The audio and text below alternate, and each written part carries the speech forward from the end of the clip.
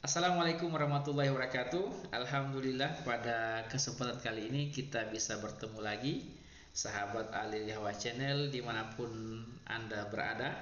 Pada kesempatan kali ini saya akan mencoba membagikan terkait dengan satu tema, yaitu syarat penerima bantuan langsung tunai tahun 2025 berdasarkan regulasi terbaru ya, Permendes PDT nomor 2 tahun 2024. Kita langsung ke slide ya.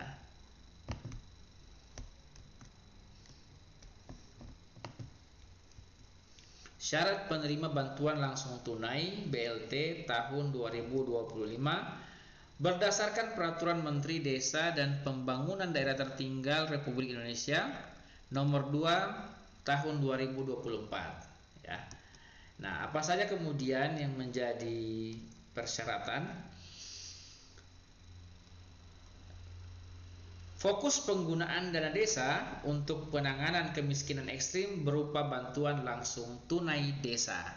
Jadi fokus penggunaan dana desa ya untuk penanganan kemiskinan ekstrim bentuknya adalah BLT atau bantuan langsung tunai, atau tujuan daripada BLT ini adalah untuk kemudian penanganan kemiskinan ekstrim, sehingga kemudian ini adalah salah satu menjadi fokus penggunaan dana desa tahun 2025. Kemudian yang kedua yang menjadi perhatian juga adalah bantuan langsung tunai diprioritaskan dengan memperhatikan calon keluarga penerima manfaat bantuan langsung tunai desa diprioritaskan untuk keluarga miskin yang berdomisili di desa bersangkutan berdasarkan data yang ditetapkan oleh pemerintah.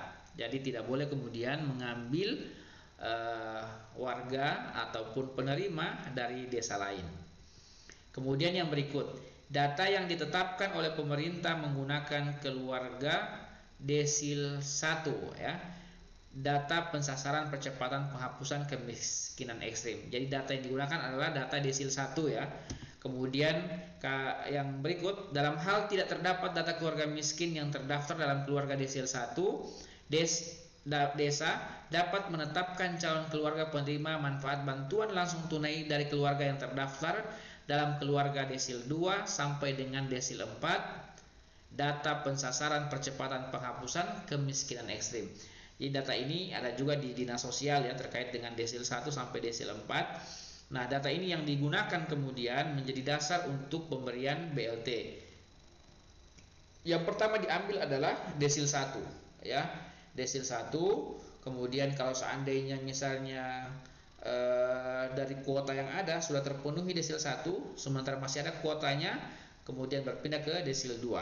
Atau kemudian sebaliknya, kalau seandainya desil 1 ya, tidak ada orang yang masuk dalam desil 1, tidak ada keluarga yang masuk desil 1, maka kemudian bisa menggunakan data desil 2, desil 3 dan seterusnya sampai desil 4. Kemudian yang berikut, dalam hal desa tidak memiliki data keluarga miskin sebagaimana dimaksud di atas, kepala desa dapat menetapkan calon keluarga penerima manfaat bantuan langsung tunai berdasarkan kriteria.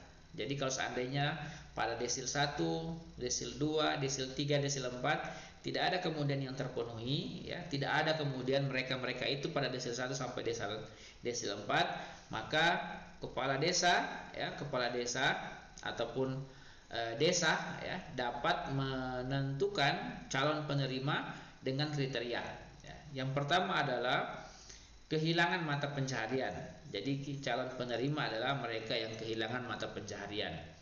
Kemudian yang kedua adalah mempunyai anggota keluarga yang rentan sakit menahun, sakit kronis dan atau penyandang disabilitas. Kemudian yang ketiga, tidak menerima bantuan sosial program keluarga harapan atau PKH. Jadi sama sekali tidak menerima bantuan PKH. Kemudian rumah tangga dengan anggota tunggal lanjut usia ya, rumah tangga dengan anggota tunggal lanjut usia. Kemudian yang kelima, perempuan kepala keluarga dari keluarga miskin. Jadi kalau perempuan tapi dia kaya, janda tapi dia kaya, ini di luar kategori ya. Perempuan kepala keluarga dari keluarga miskin. Jadi yang digarisbawahi adalah keluarga miskin. walaupun dia sendiri, walaupun dia tunggal, tapi kalau seandainya dia mampu untuk menafkahi dirinya, ada penghasilan tetap, ada sumber mata pencaharian yang mencukupi kebutuhannya, maka ini tidak masuk, ya. Kemudian yang berikut yang menjadi perhatian juga adalah keluarga penerima manfaat bantuan sosial program Keluarga Harapan yang terdaftar dalam keluarga desil 1 sampai dengan desil 4, data pensasaran percepatan penghapusan kemiskinan ekstrim dapat diusulkan untuk menjadi keluarga penerima manfaat bantuan langsung tunai desa. Jadi penerima, ya, bantuan sosial PKH yang terdaftar dalam desil 1 sampai desil 4 dapat diusulkan juga, ya. Nanti akan ada prosesnya, ya. Dalam hal data pensasaran percepatan penghapusan kemiskinan ekstrim tidak tersedia, pemerintah desa dapat menggunakan data kemiskinan ekstrim lainnya yang bersumber dari kementerian, lembaga, atau pemerintah daerah.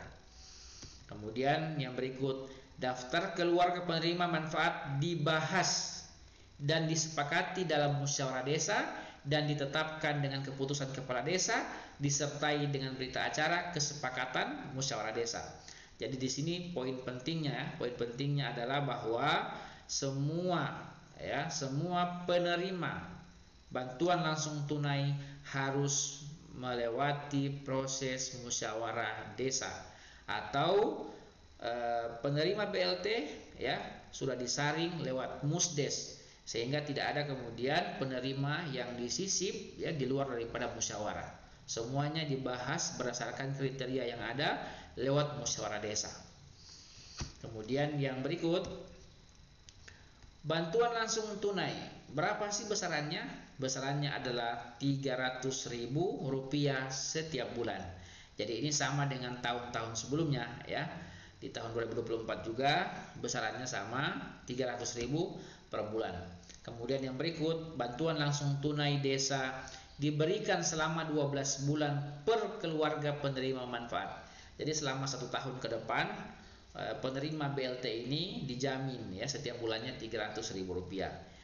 Semoga kemudian dengan BLT ini tidak juga kemudian melenakan sehingga tidak mau punya usaha yang lain, tidak mau bekerja lebih keras lagi. Padahal kemudian BLT ini sebenarnya hanya stimulus, ya, bagaimana kemudian bisa mengurangi keluarga miskin ekstrim. Mudah-mudahan dengan Rp300.000 ini kemudian bisa dijadikan sebagai modal, ya, untuk membuka usaha kecil-kecilan, ya, UMKM di rumah, jual kue, jual es, dan lain sebagainya. Walaupun mungkin kecil, ya, tapi kalau seandainya ada semangat, ada sebuah usaha untuk kemudian mengembangkan ekonomi, saya pikir walaupun ini hanya 300 cukup kemudian untuk jadikan sebagai pemantik, ya, untuk kita punya usaha sampingan di rumah kita. Kemudian yang berikut adalah bantuan langsung tunai desa diberikan selama 12 bulan per keluarga penerima manfaat. Pemberian bantuan langsung tunai desa dilaksanakan mulai bulan Januari atau dibayarkan paling banyak untuk 3 bulan secara sekaligus. Jadi pemberian bantuan langsung tunai ini bisa diberikan juga selama 3 bulan, ya, secara sekaligus. Ini tinggal teknisnya di desa, ya, teknisnya di desa. Dan berapa kemudian anggaran yang dialokasikan untuk BLT ini itu maksimal hanya 15%. Kalau kemarin 25%, sekarang tinggal 15%.